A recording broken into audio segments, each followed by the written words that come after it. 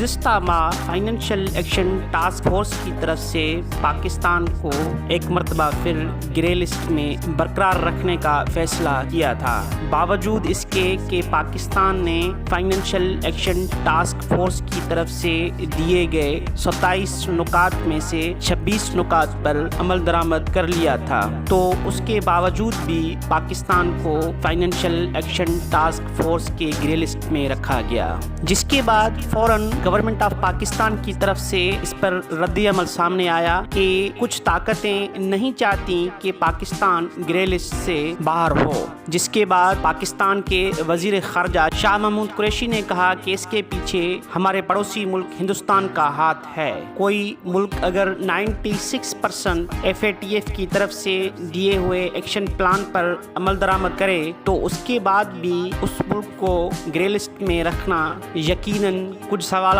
کو جنم دیتی ہے۔ پاکستان کی طرف سے کہی گئی یہ بات اب مکمل طور پہ کنفرم ہو گئی ہے، کیونکہ بھارت کے وزیر خارجہ جے شنکر نے ایک بیان میں کہا کہ پاکستان گرے لسٹ میں ہماری وجہ سے ہے، ہم اپنی کوششوں کی وجہ سے پاکستان کا نام گرے لسٹ میں برقرار رکھوایا ہے۔ اس بیانے کے بعد پاکستان عالمی برادری کے سامنے یہ معاملہ اٹھا رہا ہے کہ بھارت مبینہ طور پر FATF کو سیاسی مقاصد کے لیے استعمال کرتا ہے۔ پاکستان کی طرف سے بھارتی وزیر خارجہ کا تازہ بیان اس بات کی تائید ہے کہ بھارت پاکستان کی مخالفت میں اپنے سیاسی مقاصد کے لیے ایک عالمی تنظیم کے ٹیکنیکی فورم کو استعمال کرنے کی کوشش جاری رکھے ہوئے ہیں۔ بھارتی اخبار ہندوستان ٹائمز کے مطابق وزیر خارجہ جے شنکر نے بھارت کی حکمران جماعت بھارتیہ جنتا پارٹی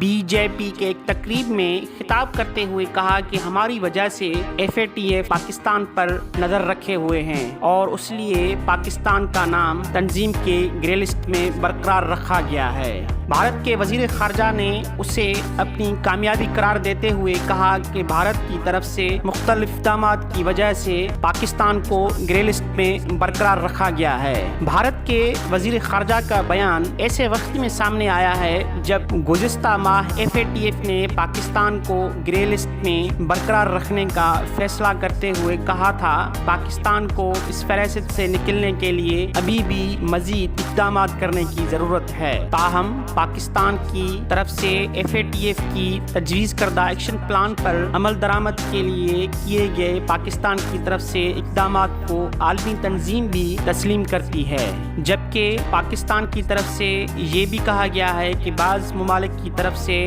FATF کے کام کو سیاسی بنانے کی کوششوں کے باوجود پاکستان اپنے مفاد اور اپنی بین الاقوامی ذمہ داریوں کو پورا کرنے کے لیے پرعزم ہیں، لہٰذا منی لانڈرنگ اور دہشت گردی کے مالی وسائل کی روک تھام کے لیے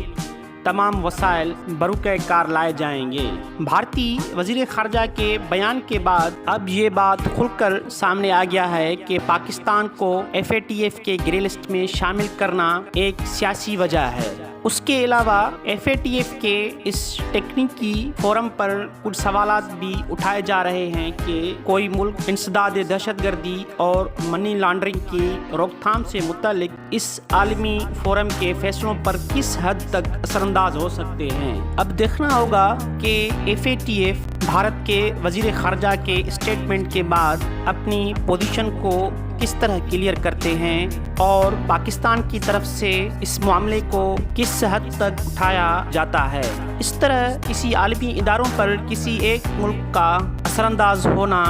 دنیا کے دوسرے عالمی اداروں کے سامنے ایک سوال نشان لگ گیا ہے۔